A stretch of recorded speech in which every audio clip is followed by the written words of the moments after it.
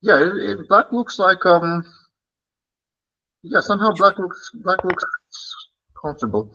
Oh, we've got a queen trade. Okay. Yeah, white could see nothing better than to swap queens. And now it's like this should be a draw, be a right? draw, right? Yeah. Yeah. So what white wants is maybe to play e5, but yeah, so there should be a draw.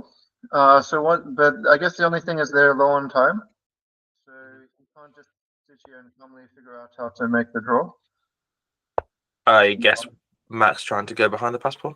So yeah, he can put the rook behind the pass pawn and push the pawn, and gives white something to think about for sure. I guess, yeah, I guess it should be a draw. Max wants an even more active rook. Is this the ambitious Max you were talking about? No, it can't be. But what is there? Is there like bishop h7? Oh no, but then you check and move the bishop away. Yeah, he's got to be very tiny bit careful.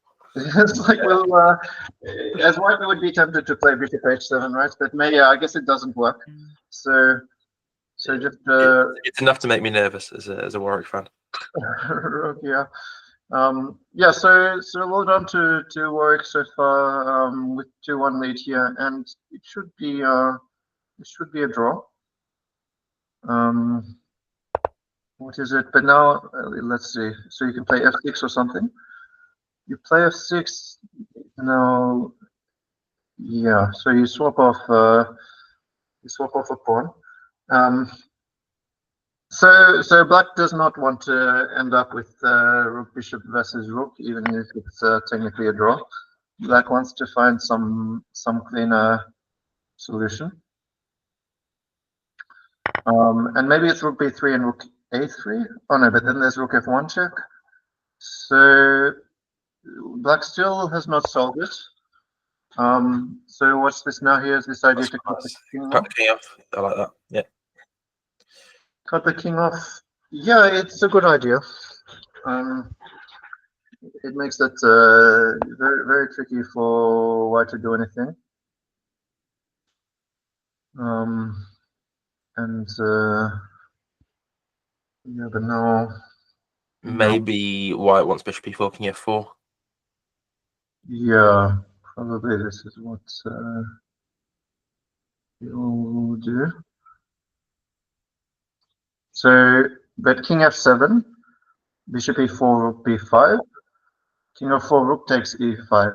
With the idea king takes e5. So bishop c5, stopping the rook coming to a7. Might be one idea. Also, it gives the king a bit of breathing here. I don't mind it. Also, might be looking at bishop d4 type ideas. It doesn't win anything immediately because of rook a5. But this, yeah. So, but both kings looking pretty cut off at the time being. So king e7. King e7 looks natural, keeping it on the dark squares, avoid any tricks.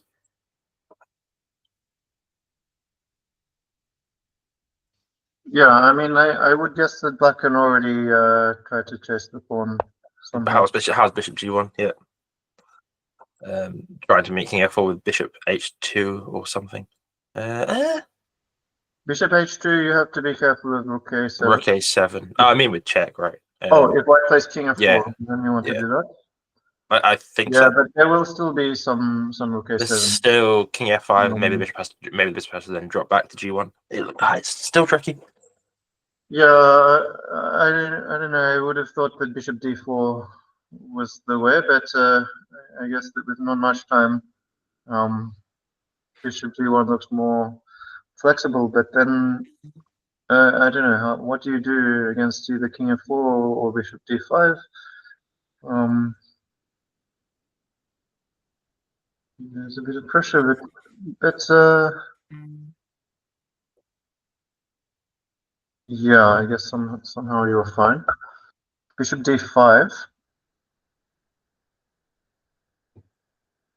Yeah, what do you do? I mean, you can play it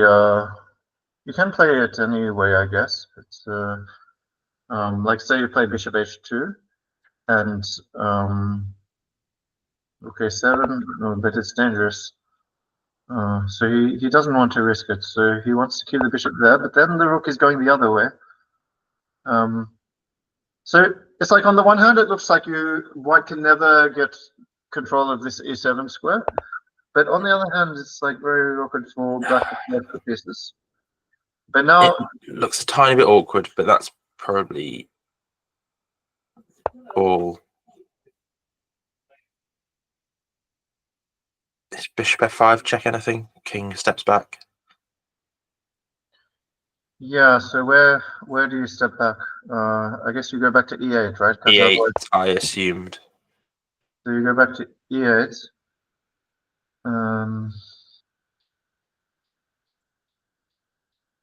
And then,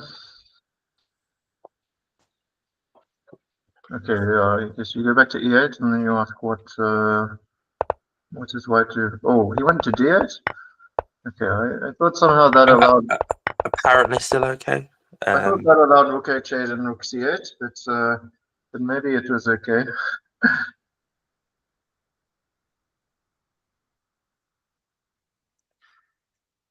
And does Max now want to check from the side, from the back? Not at all. This is all still fine, apparently. I mean, if I were white, I would play rook h8 and rook c8 probably, but I guess maybe you can play it at any time. I don't love the rook being on a light square, but it's probably, I'm sure it's fine. Yeah, I think that's okay.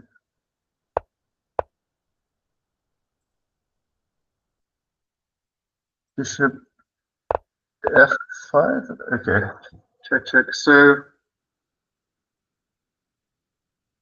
you have to be. Boy, rook a1. Yeah, rook a1.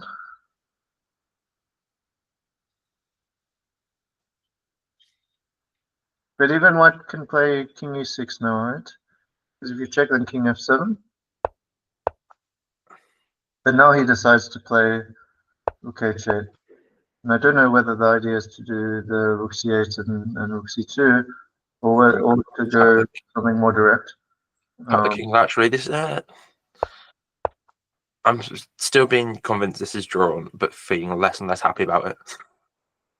This yeah, I'm not sure. Yeah, I guess could still be drawn. You can't see any way for white to win yet. It's king to c6. King c6, bishop e4. Before, right? Here's king b6. Okay. Now this king feels quite a long way from the pawn now. Bishop d4.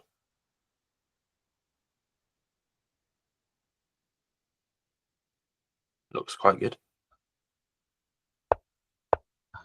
Bishop d4. Yeah.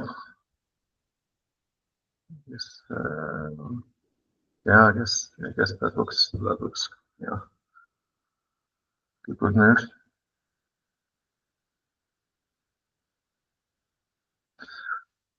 Yeah. Now it's difficult for white to advance this pawn. Rook h6. This is supposed to be tactical or something, but now king c5.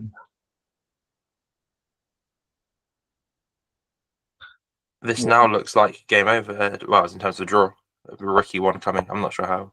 Now, yeah, it looks okay. Okay, rook to. How do you play rook a6 now? So now white has to play king g7. You take the pawn with check. And then I guess you just swap rooks and make a draw. Well done, Max, and well done, Warwick. So yeah, this was a great result. I mean, many great individual results, but yeah, especially great team results. Oxford have been pretty much dominating the event, I guess, with some very strong players. So, and this could give us a very exciting final round to commentate into, keeping it nice and open. Yeah. So we'll have to review They're the best. review the standings at the start of the next. Do we have time to go through the decisive games? Maybe if there's some miracle, like Warwick didn't win. Do we have time to scan through these? I think so. Oh, I'm not being kicked off yet. What are you scanning through? The decisive games from that we didn't quite see the end of. Oh, okay. So we agree that this is a draw, and oh yeah, I'm calling that one a draw. And we go to like Jackson or something. I was going to go in order. Oh, you want to go in order? Okay. So, what? So we including matchup game, or you want to go to board two? Looking at board two at the time being, just from where we left off Victor's game, where he was pushing around move 27. Knight d2. I don't know. This might be some novelty or something. Knight d2. I guess. Yeah. This is some homebrew. Managed to get a good position. Then Queen f4. Also a clever idea. And the immediate g4. A lot of pressure with the immediate g5. And then what is this? Knight g4. Okay, so then yeah, so knight g4. This was a great game. There was some concern about this f5 pawn, but since the f pawn got cleared out, it was quite easy to defend in the end. Knight g4 was just so concrete. And he spent a minute and a half and found this nice solution. It's a good find. Yep. And it's yeah, I mean, then he just has a good position, right? He just has a good position.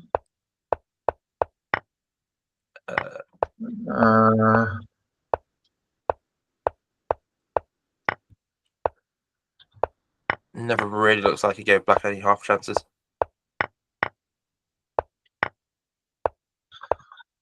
Yeah, nice with a fork on.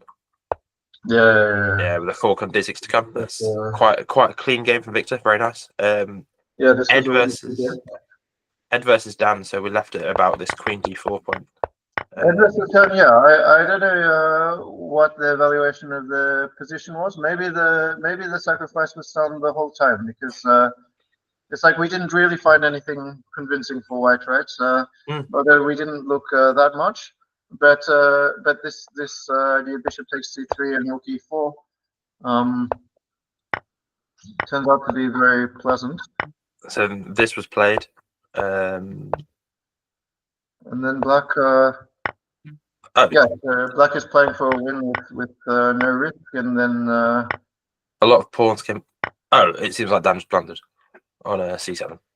I'm not sure if it's a blunder, but the rook c2. Oh, I see. I thought, okay, rook c2. Oh, at the end, that's definitely a blunder. But the position was already quite bad. But yeah, at the end, for sure, yeah. At the end with rook c7, that's definitely a blunder.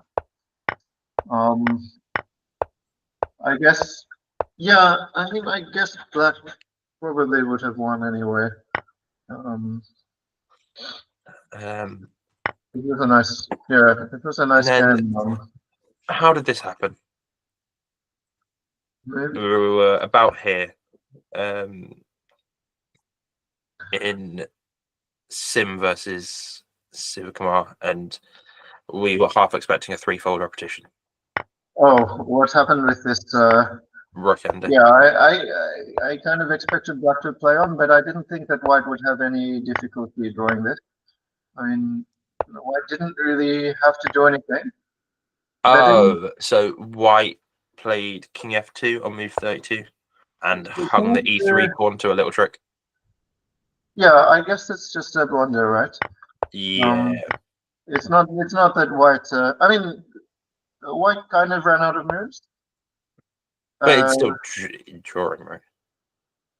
Yeah, but I wonder if it was a blunder or if white just felt that she ran out of moves.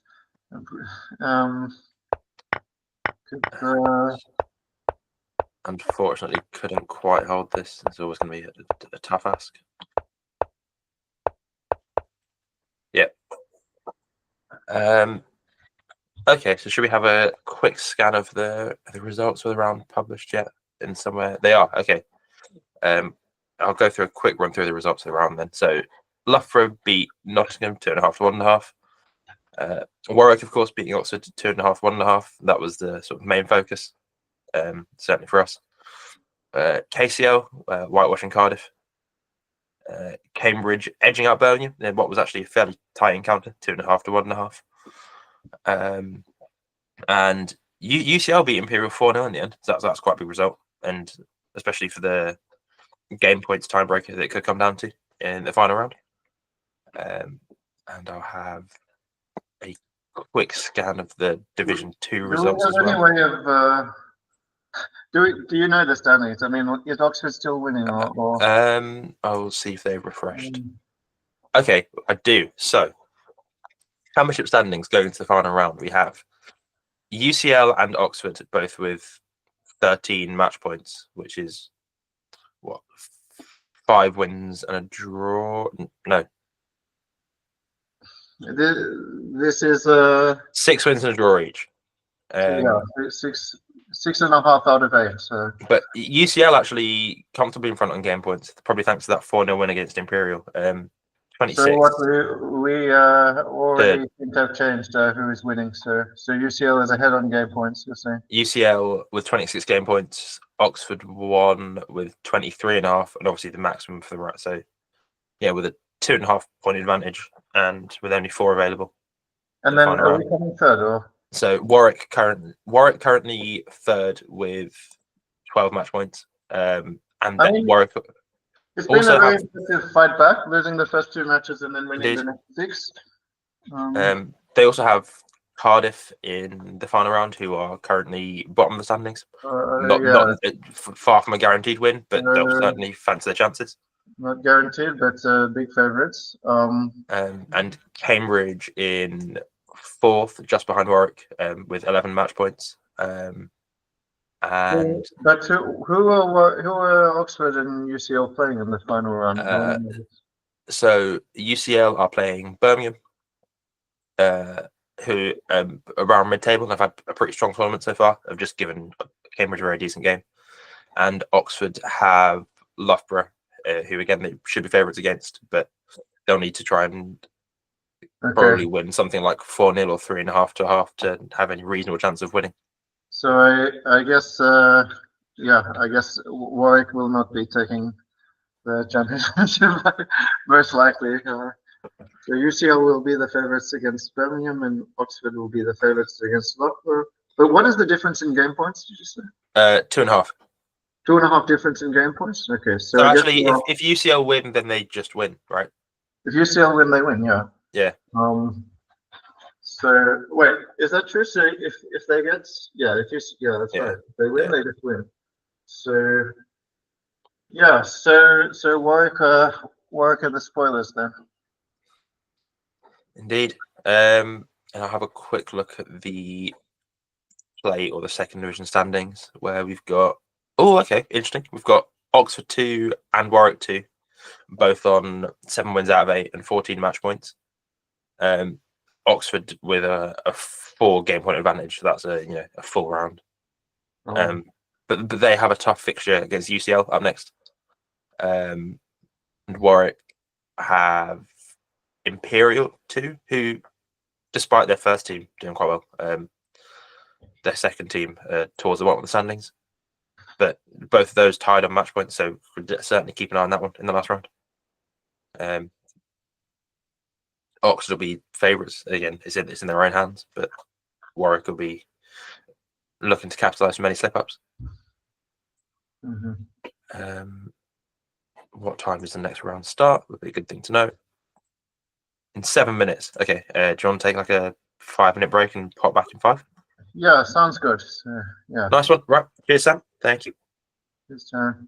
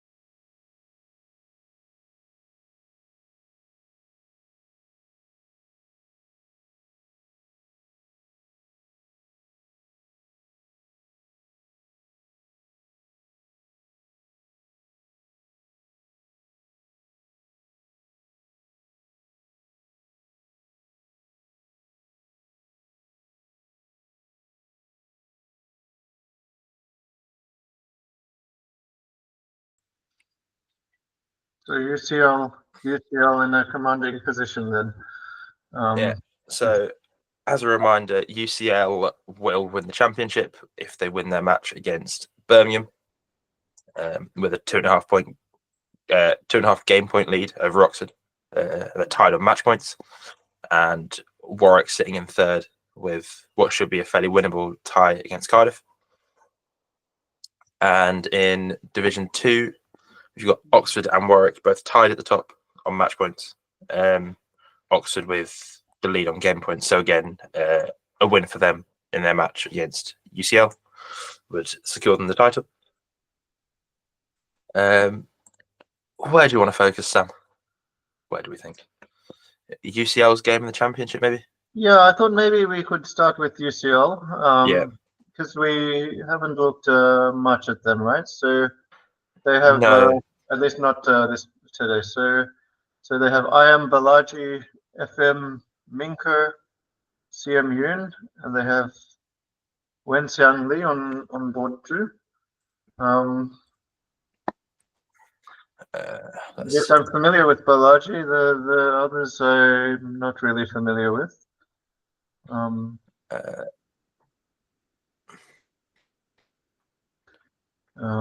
who are they? They're playing Birmingham. Yes. Yeah. Okay. They have rating advantage on all boards. They should be favourites, and actually that 4-0 demolition really of Imperial in the last round has put them in a very strong position. Yeah, I guess they're huge favourites. I don't know what to make of their ratings. It's I mean, yeah. So they have several titled players. So I'd take them with certainly the Birmingham ones with a pinch of salt. They gave Cambridge a very good game, so they're clearly stronger than the 800 ratings might suggest. We have Lift Off. Board 4. We have this interesting Gambit. So this is like what it's like. You pretend to play a Benoni, but then you play this Benko B5, but then the position is a bit different to. Is this board 4? Board 4, yeah. This one here. Am I looking? Oh no, I'm looking at the wrong board. Sorry, I clicked to one too low. So. Oh, that's I think that's board 1 of the this is board 1 of Cambridge, but I can have a look at it. Really different game, sorry. Yeah. we were meant to look at UCL, right? Okay. Let's look at UCL. You want top board or you want some of the? I'll go with top board. They've had a fair number in so far. They've gone pretty quickly actually. Top board D4, E4, Bishop C4. Okay. E5, D5, Bishop B5, Knight E4, D4. Yeah, I think this is kind of normal, right? I've all seen. Queen B8. Maybe Queen B8 is unusual. A bit unusual to me, but that might be a me problem. Queen B8. All right, so I don't know much about this position, so let me try to figure things out. Queen B8. So this puts some pressure on the B pawn, I guess. So it's not so easy for White to develop the bishop, and the knight, I guess you don't really want to play knight c3. Maybe you could play knight c2, but then if black takes it, you're forced to take with the queen, I suppose. You want to take with the queen. So yeah, so maybe queen b8 is a nice move because it immediately forces White to think. Unless White knows. So f3. F3. My immediate thought is this a7 g1 diagonal looks a little bit loose with a queenie on b6, but it's probably fine. King h1 to slide out of the way. Yeah, it's probably fine. I guess on one hand, it's nice to have this f4 and f5 idea. On the other hand, if you do it, then black has knight back to e4. But also, why can't you just play knight c3 or something now? It's fine. Yeah, because now you can play something like f4 if black is not really doing anything. Say black just plays bishop e7 and castles, then white plays like f4, f5, f6, and wins. And wins, yeah. So this also puts the question now back to black. How should black play? I mean, does black want 96 and bishop c5? 96, yeah, maybe 96 is sensible because now there is not going to be any 94 anyway. You might as well play knight e6, and yeah, this might enable you to swap off white's dangerous knight on d4. Although white might play some move like knight b3 or knight ce2 or something, but I guess 96 is the most natural move for black here. Should we pop to board 2 quickly? Have a quick scan of all of them. Board 2. All right. What is this? This is this. Yeah. So some QGD again. Knight d2. So knight d2. Yeah. I guess this is a response to knight. This is in case of knight e4. Not any inspiration from Victor's game or anything. All right, and black is, what is going on here? Black is just taking the bishop pair, right? It looks like this might have gone well for black, because black is just taking the bishop pair. So yeah, what happens here?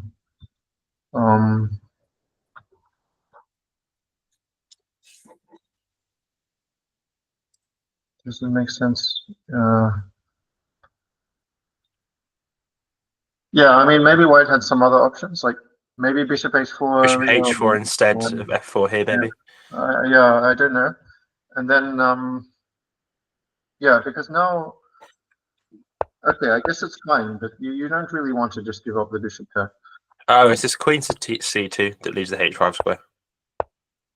Yeah, that's true, but you kind of have to defend the knight, right? Yeah, so I guess a very enterprising play by black, putting pressure from the beginning and just taking the bishop pair. And then now I guess black is probably doing fine, can castle either way. I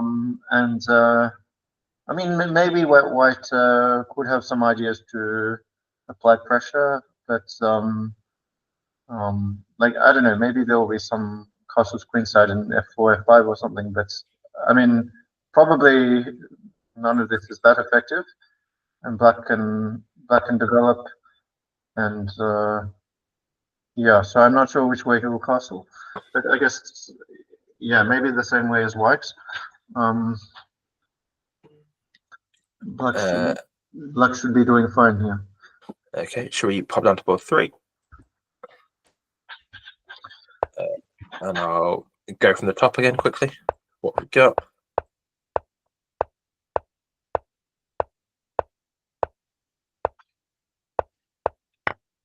D4. D4 looks a bit strange, but yeah, I guess D4. Okay, yeah, I guess it makes some sense. If you're not willing to play d4, then there will be pressure on your d pawn. So maybe you could consider playing it straight away. So maybe you're not really threatening much immediately, because if e4, then queen c4. But maybe you want to play some other move first and then threaten e4 or something like that. Does black want e4? Does black want e4? I mean, apparently not. Maybe I would have considered it, but say e4 knight fd2, then immediately there's this threat of c4. So yeah, maybe you just couldn't make it work. There's a few holes in white's position on the g3, maybe the light squares, but maybe it's fine. Yeah, so you can play on the e file now. I guess it's fine.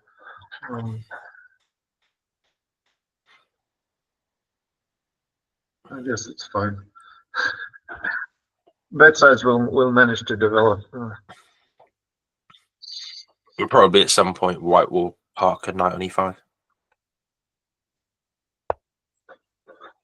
Yeah. Well, that would just be an exchange, but yeah, maybe.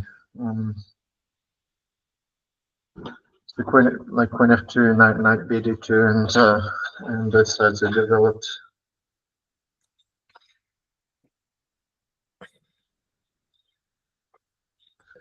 Shall we scan board 4? 4, yeah. I instinctively quite like White's position, but yeah, but it's quite normal. Right, I mean, the position. Well, what has happened? So, oh no, what happened? Black gave up the dark square bishop. Yeah, Black went for an e5 break, and then took with the bishop rather than knight on d7, which seems a bit odd. Yeah, I mean, so normally Black would be a bit more patient in these positions, like b6, bishop b7, and then have the option to play either e5 or c5. Yeah, maybe Black would even develop a bit more before doing that. But Black has been quite impatient and then given up the dark squared bishop, which is not what you want to do. So, yeah, now reaching this position, I think White is doing quite well. Could be a textbook IQP position for White. Park a knight on d4. Yeah, I mean, Black, this is sort of what you're supposed to avoid if you have the IQP. You're supposed to avoid swapping off that bishop that's on the opposite color to the IQP. And now Black is just left with the one bishop that's the same color as that. White has the bishop pair and play against the pawn, square in front of the pawn. So, yeah, it's like Black. Black has this weakness without really any compensation for it. And so White doing well on board 4, probably all the others looking even enough so far. Should we have a quick look at Oxford, who are obviously UCL's title challengers, presumably? Yeah, sure. So, whereabouts are they?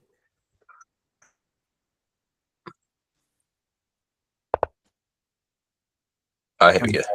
So what did he won a pawn, or Gorman, right? He won a pawn.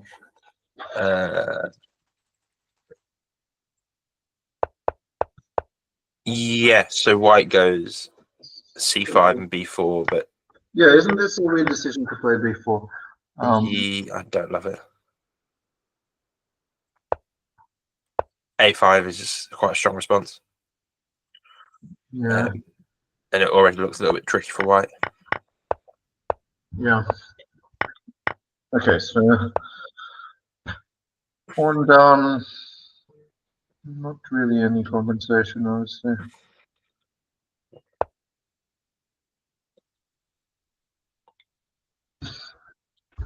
At most, there's a bit of pressure on b6, but that's about it. Yeah, I suppose, but Black has say bishop c6 or something. So. Maybe White here going for knight c4, trying to pile on that b6 pawn. And but maybe there's no time. If Black plays bishop c6, you have to move your knight back to c3. Yeah, no, let's go for it.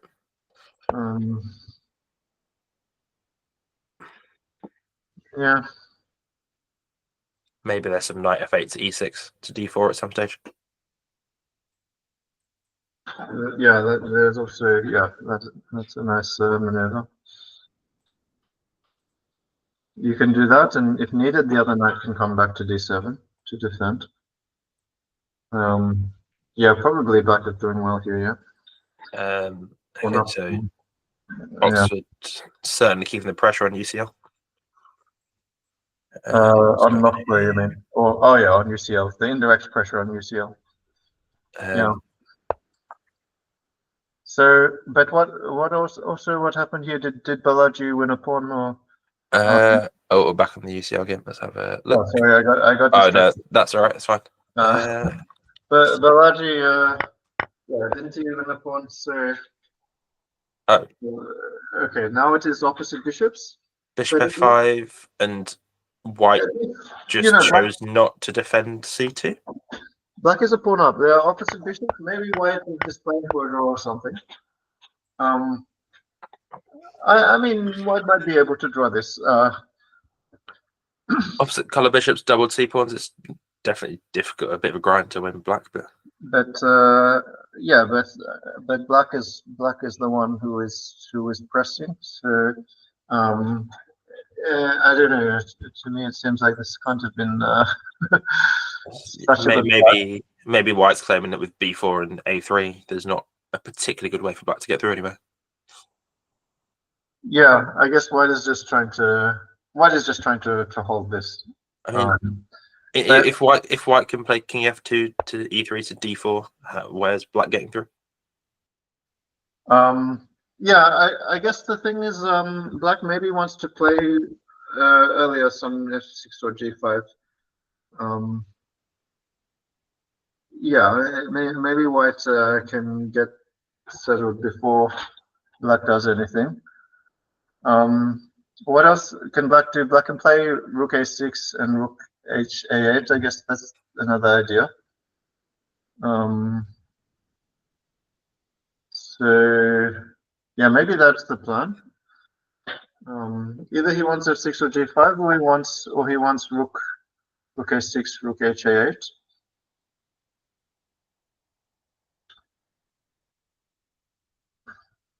So of course, if black plays that, white can take back on b4 with the bishop, and just claim that even with the scene d pawns not being opposed by pawns, they're still opposed by pieces.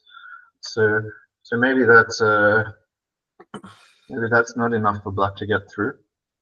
Maybe there's some world where black can double on the a file, take on b4, get through, park bishop on e4, and then start trying to harass these kingside pawns and the king with the rooks. But that's feels like a long way off at the moment.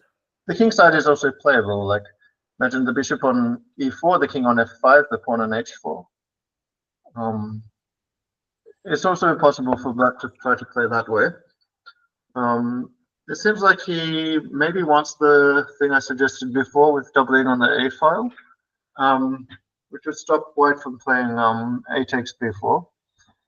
But white could still take with the bishop. Yeah, but maybe he thinks that's still a benefit. That's still a plus. It creates a bit more potential. It's like if the bishop comes off the b4 square, then the rook might come in down the b file, and if the bishop stays on b4, then maybe it doesn't hold on to everything quite so tightly. In a way, it's quite a nice one for black to play. There's not any particular rush to try and force anything. Not in any danger of losing. Yeah, I guess keep an eye on the other three boards and how they're progressing. Even needs to push for a win. Apply pressure for a long time, and white makes a mistake. And if he can secure a draw to wrap up the title, then he can do that. So, what board are we looking at? Board 2 now, or? Yeah, we can do that. Board 2. Okay, so he gave up the bishop pair, but then he played bishop f5. So, all right. So this is, I guess then it's okay. You don't yeah. You're not disadvantaged by not having the bishop pair, but you've given up a nice bishop. So now, what is the idea? You want to play for minority attack or something? But yeah, black looks very stable. Does black want 94 immediately? Yeah, I would be tempted to play 94.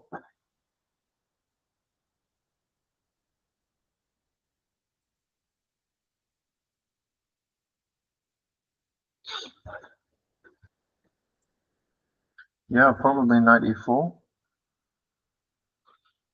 And if 92, then f5, I guess. I would think so. And then white can never really kick the knight away with f3 because of this g3 pawn. Yeah, I still think black is comfortable here. Board 3.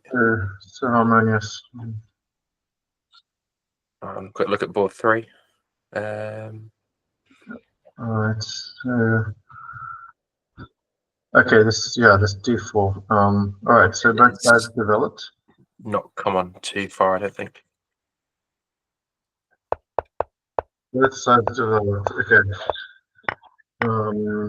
A bit of back and forth with that bishop on g6.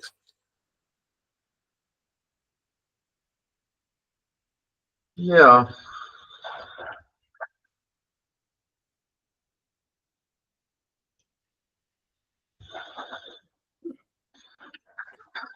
Maybe black wants to game b4. b4. Yeah, maybe not now, but yeah, maybe at some point b4.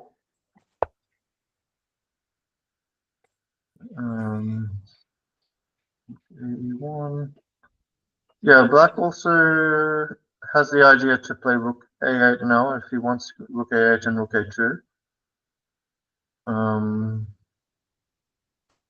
But I don't know, maybe white can play quickly. Maybe white can play knight e5, which is what you wanted from the beginning, right? Yeah. Yeah, so maybe after rook a8, white would just go ahead and play knight e5 there. So yeah, it's not clear how black what's going on. So I guess someone has to win if they want to win the match. And yeah, okay, maybe Balaji will manage to win or this. Maybe they're going for the position of grind on board 4. Which I'm going to look at this IQP that we quite like with white. They also had a nice position on board 4. Yeah. Although now there's knight d3. Is this concerning actually something a bit what has happened?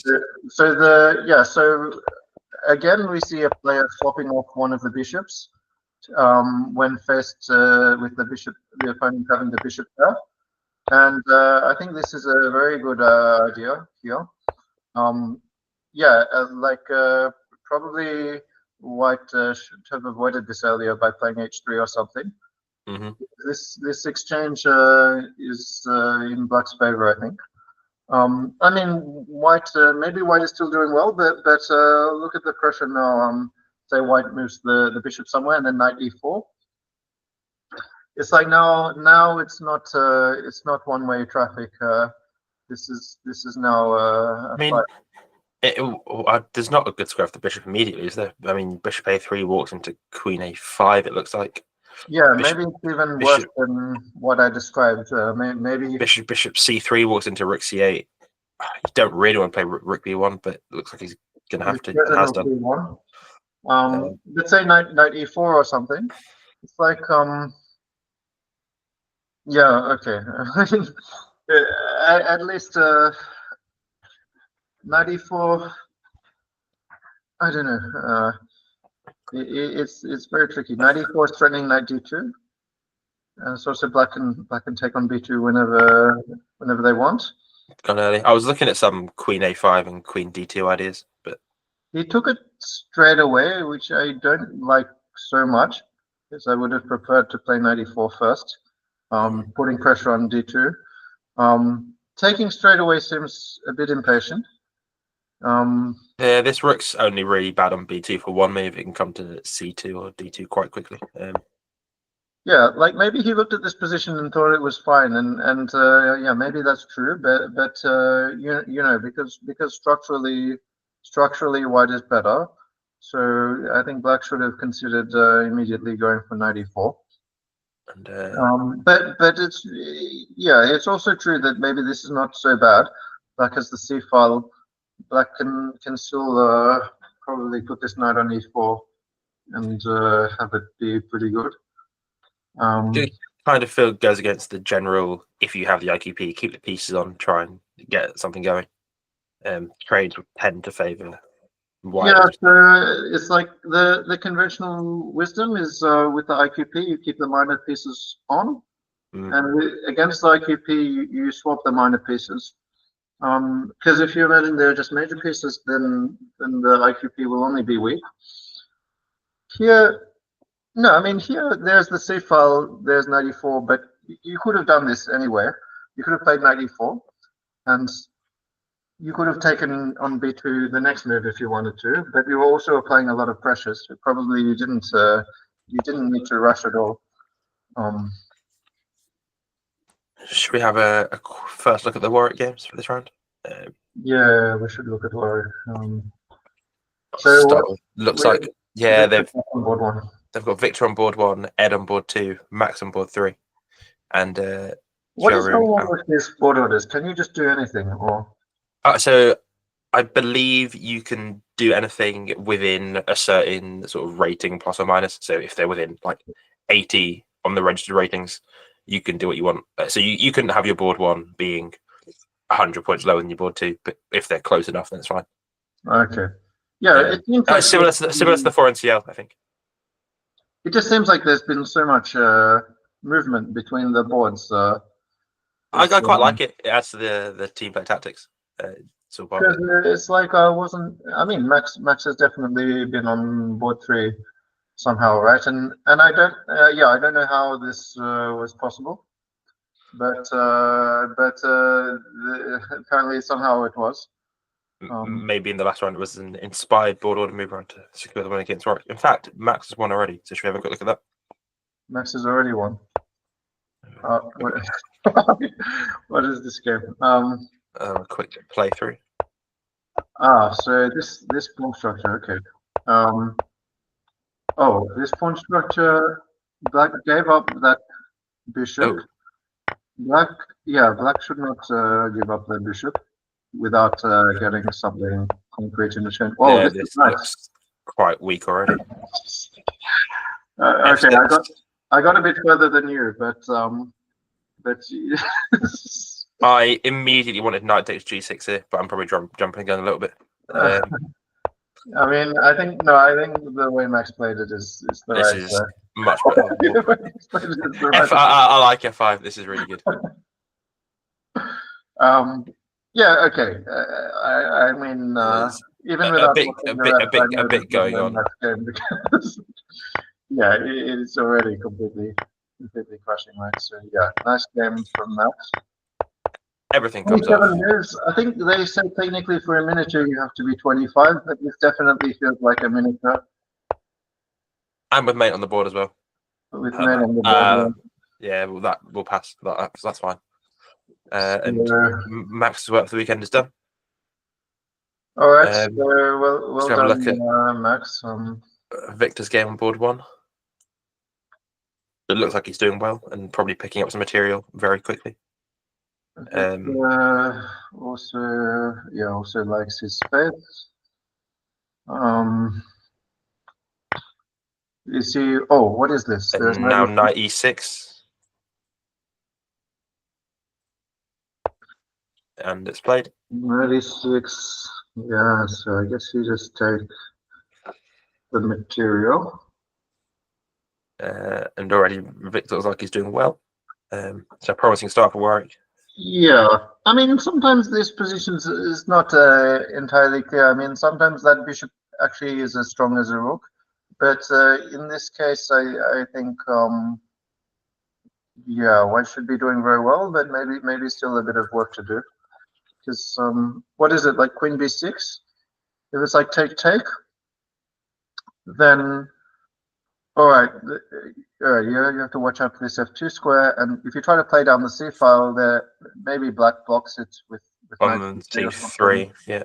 Okay, there's a little bit more to it, I thought, but yeah, I mean he must have a better position, but I think it's not yet over. But he also has a huge time advantage, I guess. Oh yeah, good spot. Probably he's feeling quite comfortable. 10 minutes to 2. Have a look at Ed's game on board 2. We've got Dan Edwards versus Edward Jackson. Nice battle of the Edwards. What have we got here? H3. This is very patient. Yeah, maybe this is actually specifically directed against Black's play with the knight a6 stuff. Because normally the queen would be on c2, and then there are some positions where Black has the knight on a6, and maybe you wish you didn't have the queen on c2. But I don't know how much the players thought about this. So what's going on? So White chose to give up the light square bishop for the knight on e4. yeah. So the idea was to what was the idea? The idea, I guess, was to get activity, but now there's pressure on this e3 pawn. Wait, so yeah, what happened? So queen g5 hitting e3. White put a knight in the way with knight f4. Yeah. F3 to challenge that e4 pawn. The few trays on e4, and now Black is piling on e3 a bit. Yeah, it looks like Black managed to get a good position.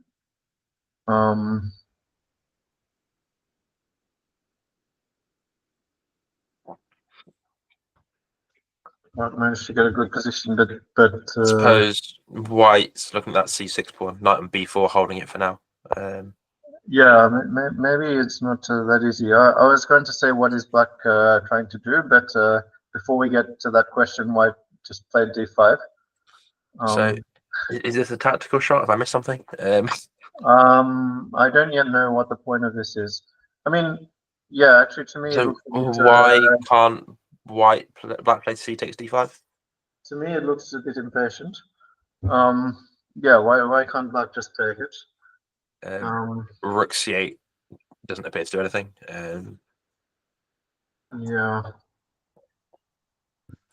It's not as though White can penetrate on the 7th either, or the 6th. I can't see much. So takes with the knight is also interesting, with the idea that you get a little bit. Oh no, that wasn't the idea. The idea was to take with the queen. Okay, I thought he was going to take with the pawn and get a little bit more pressure on e3. You took with the queen, which is, yeah, I guess it's also a nice idea.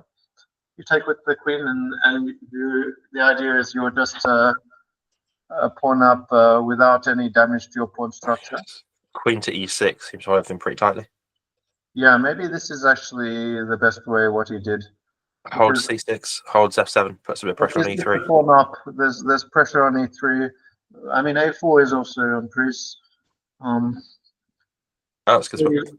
Yeah, it's probably the right choice actually. Yeah, d5. Queen e6 played. I think d5 can't have been a good move. Yeah, it's a bit strange. I can't see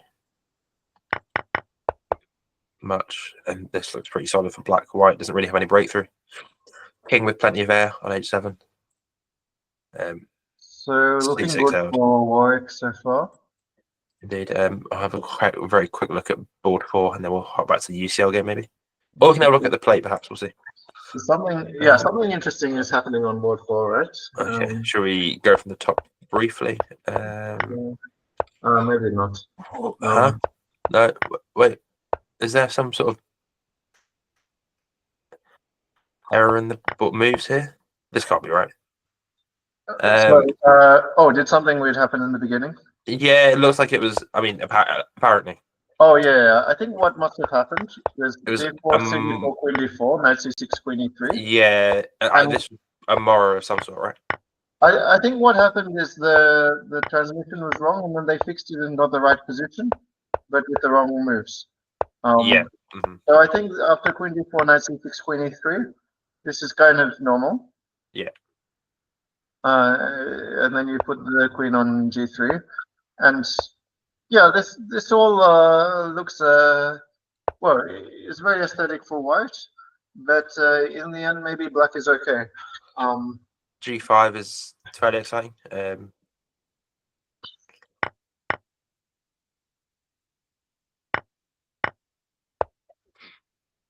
Yeah, White development advantage is starting to show a little bit. Yeah, so maybe black is okay, but I mean, okay, black still has to develop it.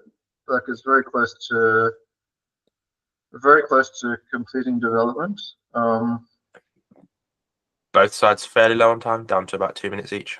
Assuming that's correct. Yeah. So yeah, I guess my initial thought is that black should be able to complete development here, but I haven't yet seen how to do it. But I think probably it should work.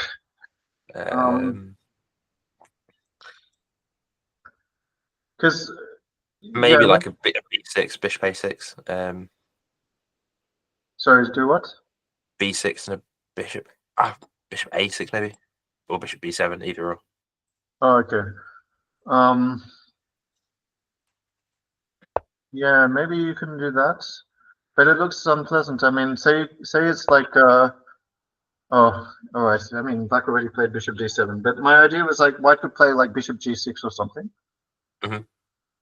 And if you played king g7, then maybe you kind of get stuck after knight d6. Of course, there are other possibilities, but maybe after. But here say bishop c6, black's doing okay. But here say bishop g6, isn't black under a lot of pressure? Oh, white did not play bishop g6.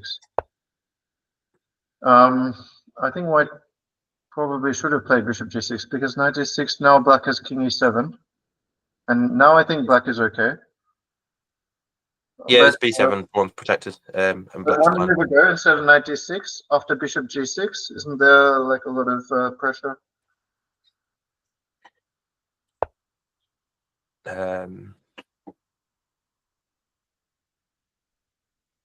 Yeah, some mating ideas probably. Okay, to me that looked actually uncomfortable. Bishop d7, bishop g6. But I don't know. Maybe there was something. Bishop. So now knight d6, king e7. I think black just unravels here. Yeah, looks okay.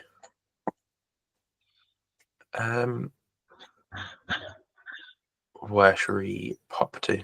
We could go for UCL. We could look at the Fate or Division 2. Okay. It looks like Balaji has something. Balaji, all right. So what happened? So Balaji played this idea, doubling on the a file, and we got to about here. The bishop decided to play bishop d4. The problem is then it allows rook a2, swapping off one pair of rooks. So in these positions, it's like probably black doesn't want to swap two pairs of rooks because then it's very often within the drawing range. If you swap like one pair of rooks, then often you can win these opposite bishop endings with an extra pawn. Somehow white gave up the g2 pawn. And now now there's an extra 2 pawns. So yeah, that's this whole idea of playing bishop d4. It allows this rook a2, and the rook is very strong there. So yeah, black managed to get in a bishop e4, and rook takes g2. So black now has 2 pawns. I mean, yeah, 2 pawns should be very good. I mean, some of these endings are even winning without the rooks. But with the rooks, I think, yeah, probably it's quite easy. White king's also cut off on the first rank. So yeah, the white king is also cut off. Black should fancy their chances. Yeah, so Balaji is in control here.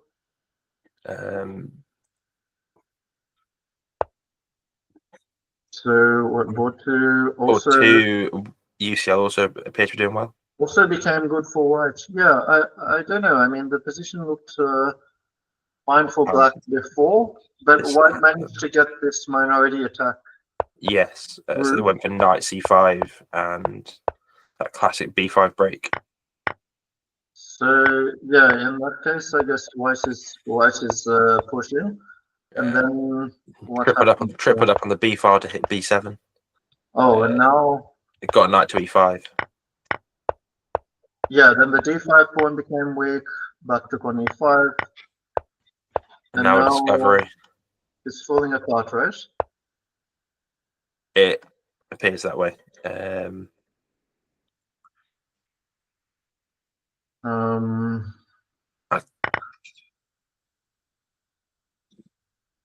So white with an extra 2 pawns in a queen ending, which I imagine they will convert.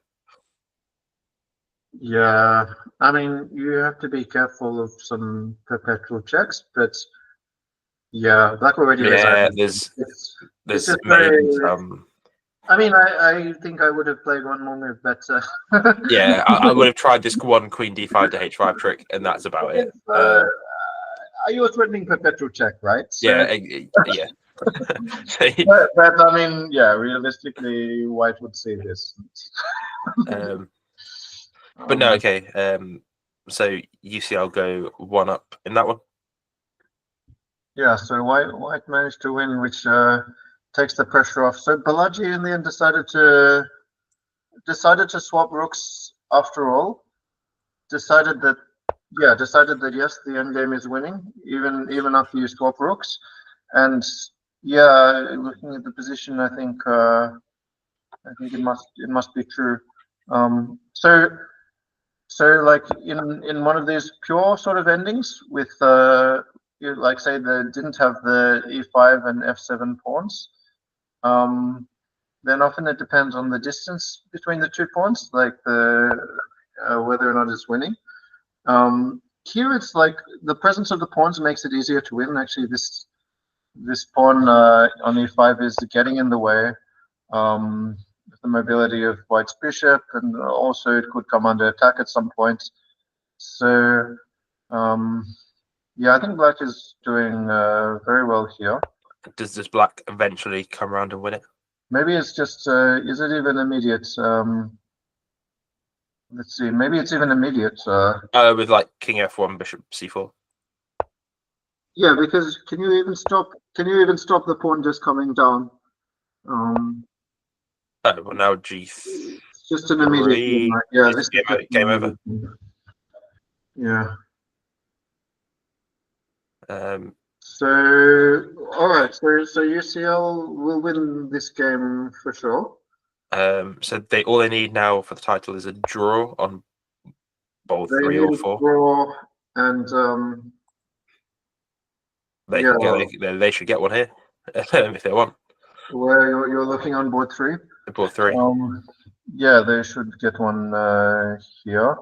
I mean, what is it? They're pawn down, but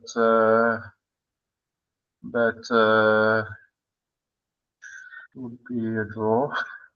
Have a look. No, not even a pawn down on board 3. Oh, they're not a pawn down. Oh yeah, they're not a pawn down. So yeah, it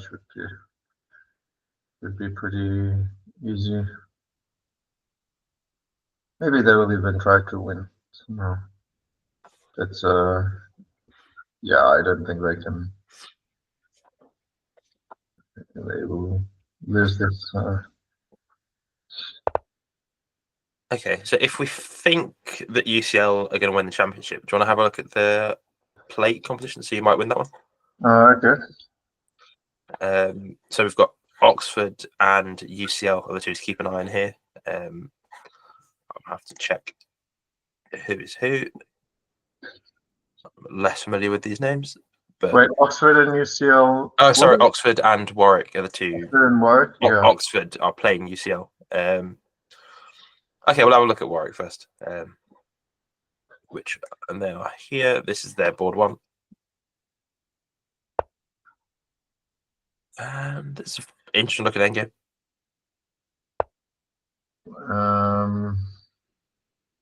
I feel like white should be doing well. Yeah, she might be doing well.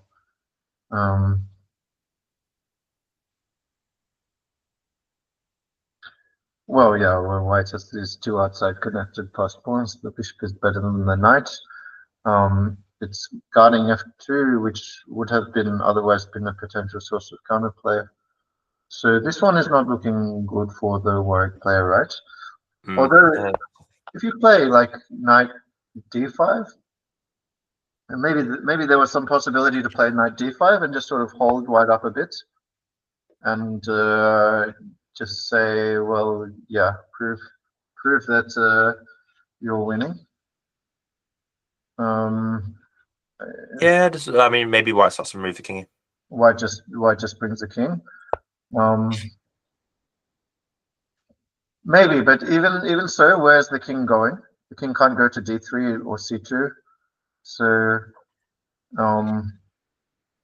yeah, I mean, black can maybe sit around with rook b7 or something. I don't know, but to me this could have made sense. Black decided to play h5. These pawns starting to come quite quickly now, it seems. Yeah, I mean, if these pawns are coming, then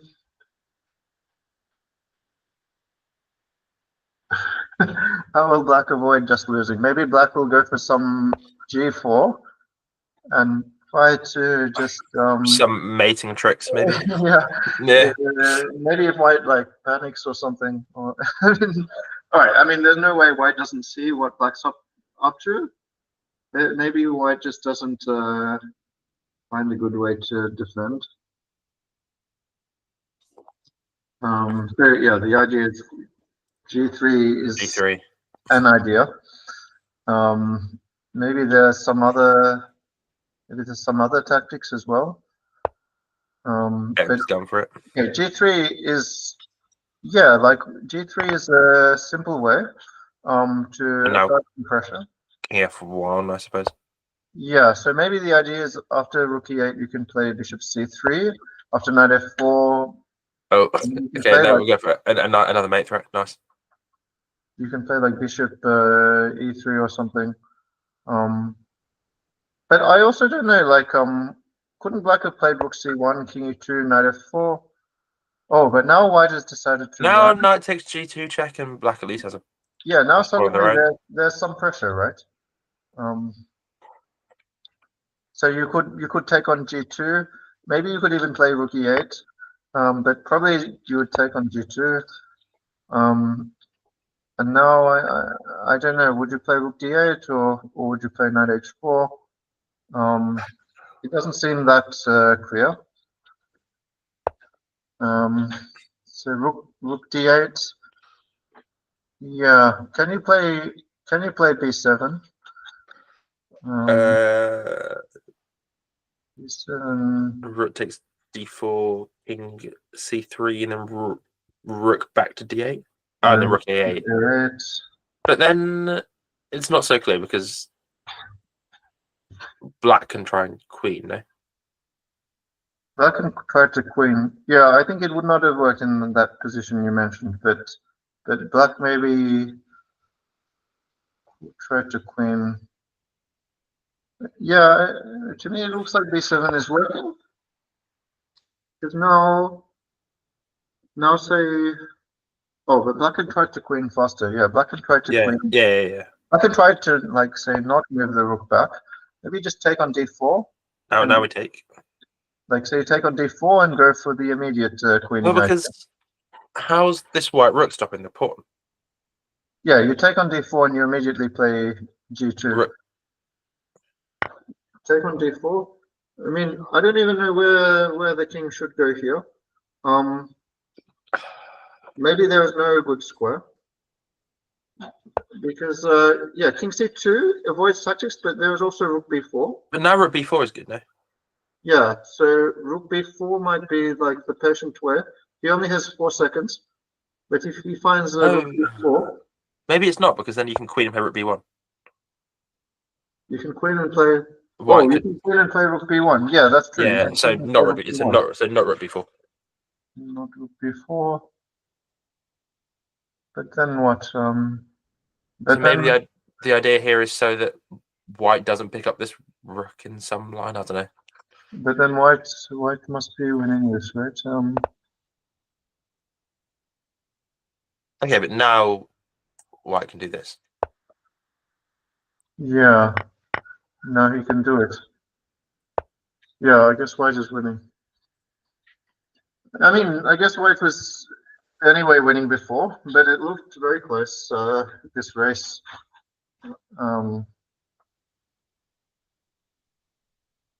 But yeah, I guess B7 worked. If I go back here quickly, I know it looks like game's over, but if G2 here, G2 I can promote.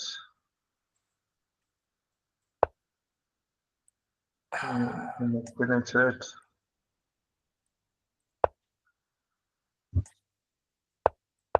Oh, and then Rook G6, Rook G8 will pick the queen up. Okay.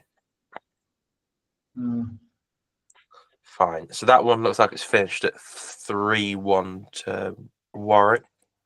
Oh, did we win the other games? Warwick winning on board 2. Warwick win on board 3, and Warwick win on board 4. Has Tom Brown scored 9 out of 9? Not quite. 8.5 out of 9 with the drawing round. Yeah, I thought that other game looked quite. A very, very impressive performance, nonetheless. Yeah, 8.5 out of 9 is a wonderful result. So, so wait, what does that mean? But Warwick is still behind Oxford or something on game points. Yeah, I need to take a look at the Oxford games, which are. Aaron Saunders. I think I decided after all to play for the win. Let's have a look. Yeah. Okay, so it looks like Oxford have won on board 1. They've won on board 2. And on board 3. And board 3. And on board 4. Okay. So second place for Warwick 2, is that right? It looks like second place for Warwick 2, and congratulations to Oxford for, we think, winning the plate. Okay, yeah, well done. And I'll nip back to the championship quickly. I think this looked like it was mostly over, but yeah, I mean, Minko, we discussed how Minko should get at least a draw and maybe play for a win, and Minko is indeed. They're still going. They're still going. It's still going, but yeah. Oh well, actually, the match is over because you drew.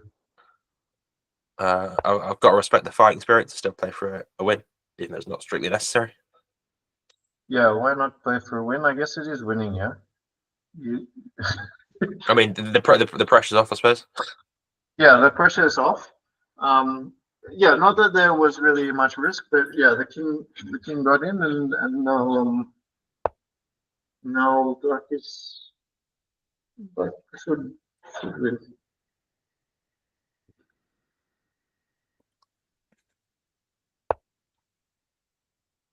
I think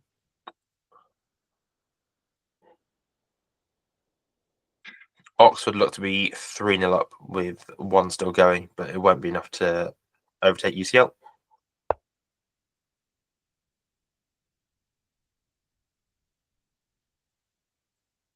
Warwick finishing off with a 3.5 to half win to secure that 3rd place. Very well played, Warwick. It was a great fight back, winning the last 7 matches. Especially that round 8 against Oxford in the last round. I had the pleasure of commentating on. Yeah, that was an impressive set of games. And yeah, so I guess we also spoiled Oxford's path to glory. UCL on game points in the end. So what was it? It was 7.5 out of 9 for UCL and Oxford, and 7 for Warwick. I guess that sounds right. Yeah. Yeah. It was a good top 4 event with many strong teams. And that means Cambridge coming outside the podium places. It's good. It's good to have 4 very competitive teams, plus others in Imperial and Birmingham putting up plenty of fight throughout the tournament. So did Cambridge win the final? I guess Cambridge let's have a look. Won their final match as well, yeah. They did, yeah. It looks like they won 3-1 against Kings.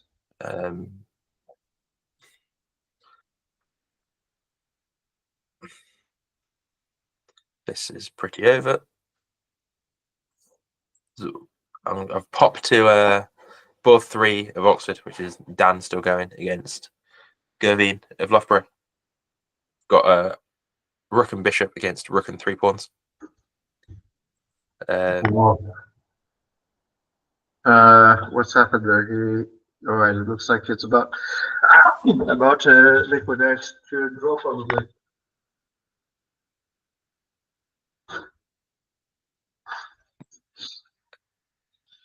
Because the bishop f6. Yep, that is a draw. A very good result for a couple of those, I think. Yeah, good results. What did you see any of their game? Not really, I'll be honest. It's like a reverse. I'll have a very quick scan through. I mean, okay, maybe some attack.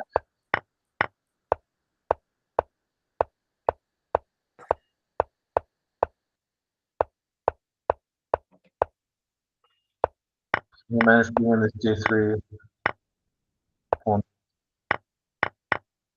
Yeah, so Black had a rook path on D3 for a lot of it. Eventually got traded and took back the C pawn. So actually, white was a pawn up in this ending. I'm trying to see where this.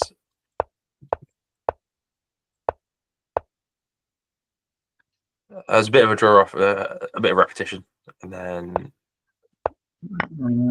But what is going on in this position after Rook G1 check on move 67?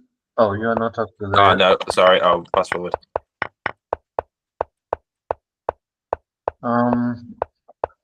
After Rook G1 check, I mean, can we play King H6? Oh, this went wrong somewhere. Yeah, I mean, here King H6 would be good, right? Oh, so it actually Black was maybe a bit lucky to escape with a draw. Yeah, so Black was defending, but I guess there was a lot of time pressure, and then Knight G4 maybe was just a blunder. Like maybe he just didn't see King F3. But still, the position then, yeah. So then it became a draw. And I think that is all the games done. Have they updated the standings? Let's see. I don't think they have, but congratulations to UCL, who we think have won the championship. Tied on match points with Oxford in second place, but taking it on, get the game point tiebreak. And as I said, our University Warwick coming in third. And Cambridge narrowly missing out in fourth, but all 4 teams very well fought throughout the tournament. Yeah, they well played Warwick, especially today, and yeah, UCL incredible win. Oxford also showed a lot of really good games. And I think that is the lot. I don't think we have any other live games for the lower divisions, do we? No, unfortunately not. Can we see individual player performances? Let's have a look. A couple of 8 out of 9s. Hamadan Balaji, an unbeaten 8 out of 9. 8 out of 9 is very impressive result. Lee with another 8 out of 9. Lee was on board too, like most of the time, or 8 out of 9 on board 1 is actually very impressive. Yeah, so that's a top set of results. Oh no, yeah. So Balaji was Balaji was board 1 for UCL, and Lee was for UCL, right? What usually safe, yeah. Yeah, I don't know, but yeah. So what? These are the individual standings, are there? Yeah, so yeah. I mean, 8 out of 9. This is very, very impressive. This is Warwick's Ed. Yeah, did a very good job. Jackson did really well. 7 out of 9. And I'll have a quick look at the play individual standings. If we can. Oh, a couple of 8.5s. Tom we mentioned, and also Aaron Saunders of Oxford. Yeah, you get a medal, right, if you have the top on your board or something. I think. Yeah, I think you get board medals. Like Yeah. this. A couple of 8.5s that night. No 100% across the 2 divisions. Which tells you how competitive they are. The one last check at the standings, but I think that is it. And if that's all, then thank you very much to anyone that tuned in live or is watching this at some point in the future.